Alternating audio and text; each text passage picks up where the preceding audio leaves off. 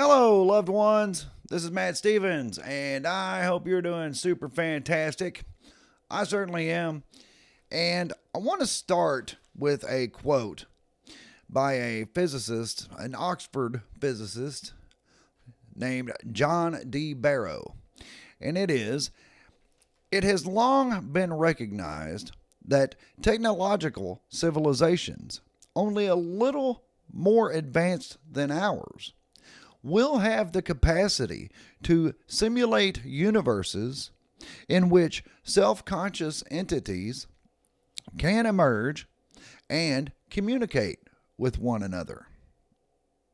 Now, also, John Wheeler, another very famous physicist, famous for the double slit experiment, he said, "We live in a participatory universe that continues to build itself." Now, I know that I imply, and I guess in some cases just outright say it, that I believe that this is an artificial reality that we live in. However, artificiality, it's really just a matter of perception. It's like, what is real, right? It's like when we hear from people who give accounts of being in the astral plane, people who are like out of body experiencers. They will tell you that when they are in that realm, when they are out of their body and they are in the astral, that reality, that realm seems just as real there as this does here. Now, also, another easier to identify example would be in a dream state. See, when we dream, we have some rather crazy dreams, and they may be in some really crazy landscapes or whatever. And then when we wake from the dream, we are maybe baffled by it. We're like, wow, that was really strange.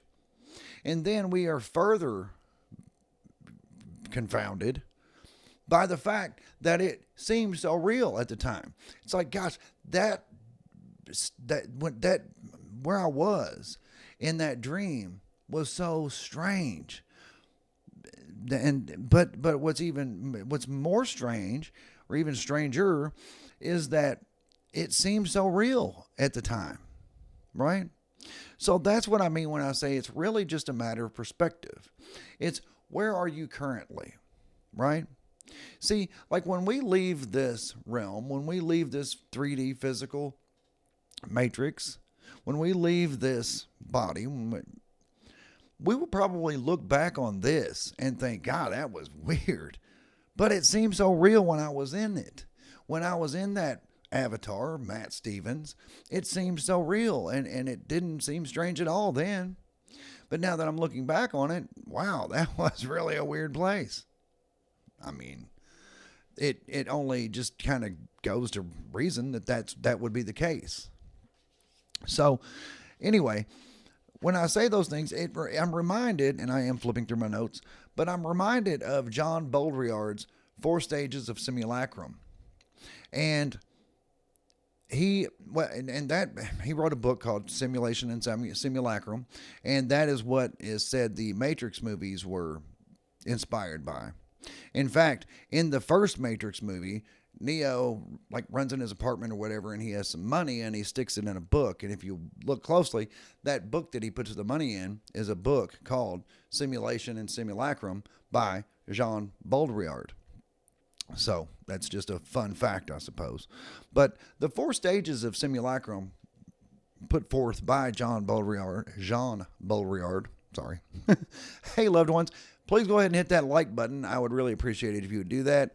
And if you have not yet subscribed to this channel, please do that as well. Okay, now that I've got that out of the way, moving on, the 4 stages of the simulacrum.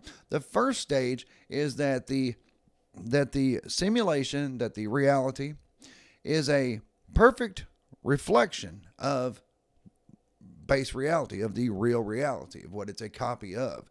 It's a perfect replica. Then, in the second stage, it's a perversion or a masking of the real reality. In the third stage, it's a total absence of reality. And then the fourth stage, it is pure simulacrum. Now, I'll go through those stages with examples real quick.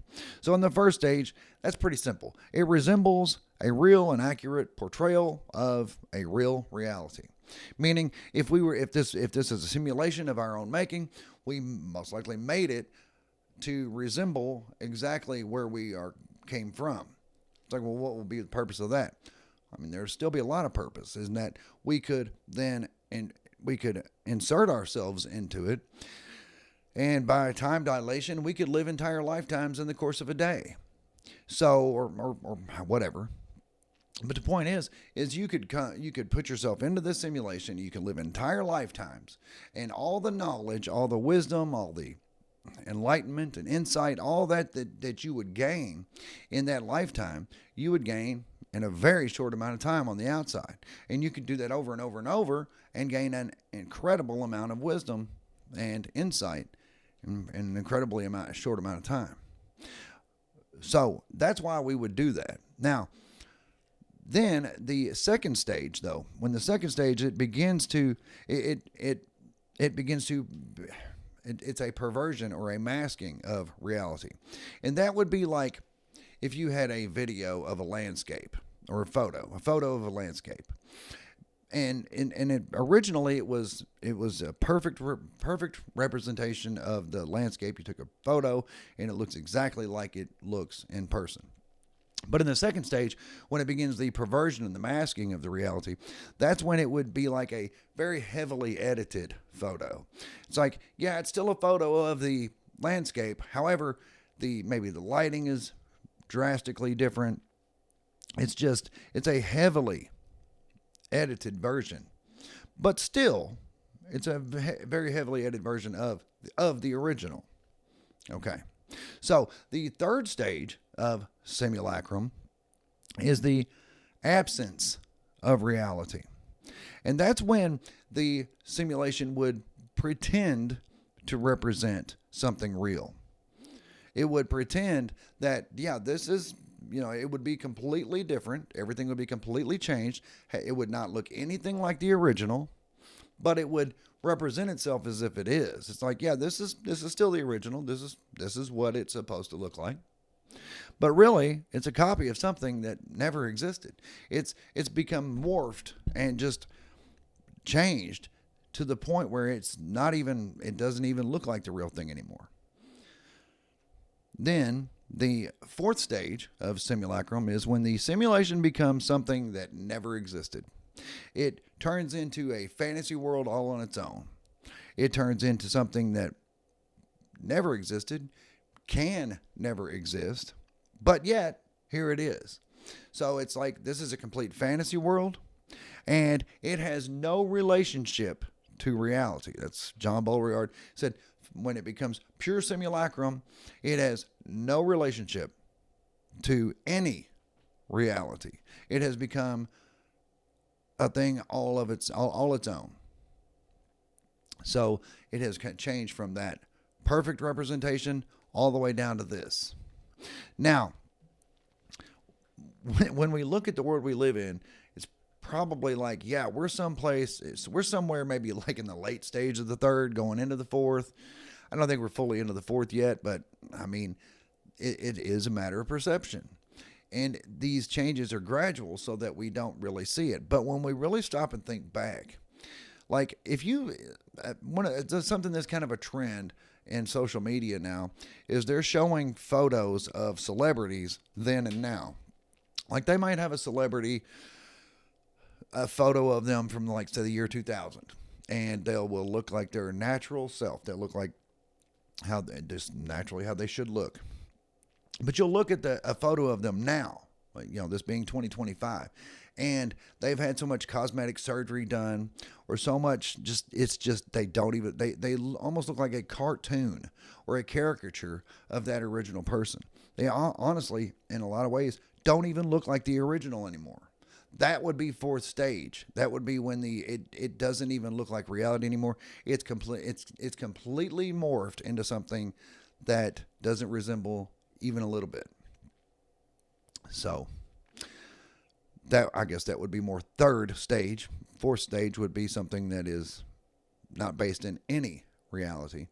And like I said, with these celebrity photos of the then and now, they still do resemble a human, at least, you know. But some of them are pretty disturbing, really. I mean, they really, really are. And that's, I mean, there's that. But anyway, so whenever I talk about reset theories and how this system resets every so often, like if you watch the Archaics channel, and I realize that Jason Brashears of the Archaics channel has an immense amount of research. It is very overwhelming. It really is. However, he's got a big, Archaics for beginners and video, and that's a great place to start if you want to go down that road. I do recommend it, but I have to kind of put that warning in there that it's a very overwhelming amount of research. Just baby steps. Always baby steps, right? But in his research, he shows where there have been resets. In fact, he shows where there have been when there is an event every 138 years called the Phoenix event, where that in every so often, I'm certainly no expert here. Big fan of the channel, big fan of the research, but obviously not a huge. I don't remember it all, but I do know that every 138 years there is an event, and that it would appear that every so often this does cause resets, and that this is why the elites of the world run and hide in bunkers. This probably explains why the elites of the world are building bunkers and doing a lot of work to either get under the world or off the world before 2040. It's being very specific. In fact, he says the middle of May in 2040, but I'm not getting into that. My point is that I do believe that there are protocols, there are safeguards put in place with this reality to reset the system every so often, because it knows that this 4 stages simulacrum, maybe not exactly like that, maybe that's Jean Boudrillard's theory, but that it does appear that kind of thing does happen, that it does start out, honestly enough, it does start out as a exact replica, and then these individual units of consciousness, you, me, we insert ourselves in here for the purpose of having experiences and gaining wisdom and enlightenment and insight. But as I've said, we have humanity, we have lost our way. We have gotten so wrapped up in this. I'm sorry, my nose is itching. We have gotten so wrapped up in this 3D physical materialist worldview that we have forgotten who we are. We have forgotten what we are, where we come from, what we came here to do. We have gotten so wrapped up in just this low vibrational life. And but there are those, of course, that are awakening. There are those of us who are coming to this realization, who are finding these truths out. And in doing that, we are discovering that, like this 4 stages of simulacrum, maybe it's not exact, but it's pretty darn close. It really is. It's very, very close. And it appears to be the case. And also, with evidence of resets throughout history, it would appear as though this system, this simulation, this construct is aware of that, or at least the designers are aware of the fact that this kind of thing happens, and there must be safeguards put in place. So there must be resets periodically to keep that kind of thing in check, and also to keep the elites in check. And I also got to believe, for those of us who have had our awakenings, give us an extraction point so that we can jack out of the system and it not be traumatic. So we can jack out of the system, and then when the reset happens, it goes on. There are evidence. There is a lot of evidence that these things have happened. There is evidence of the world being buried in mud. There's evidence of the ground becoming very liquid and just things sinking into the ground. just like a reset. Just like if you were to wipe a hard drive clean on a computer. If you were to take a computer that has a bunch of stuff going on it and reboot it just wipe it clean, factory reset. Anybody who knows anything about computers will tell you, if you know how and where to look, you will find artifacts from previous runs of that computer. It's never fully reset.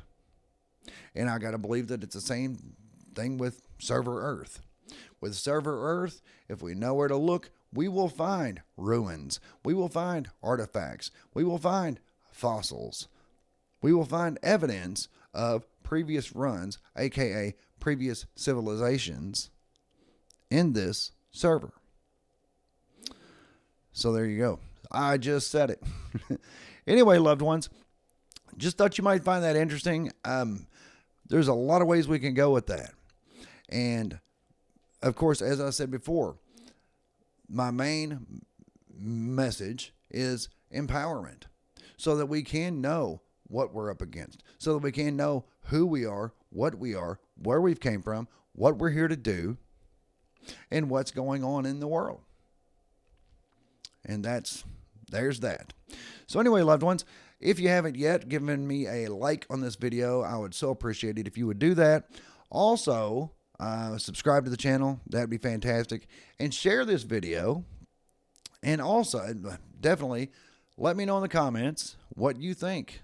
What do you think of resets? Reset is, we get a lot of talk about simulation theory. And while that's very important, important talk and very interesting, resets are something that I believe are a major part of the whole thing. But I just don't feel like there's enough talk about it. So let me know what your thoughts are on resets, where we have civilizations rise up and things happen, and then say the simulacrum happens to the point where it's just completely out of whack. So therefore the reset happens, everything shuts down, everything gets wiped clean, and then it rises back up again.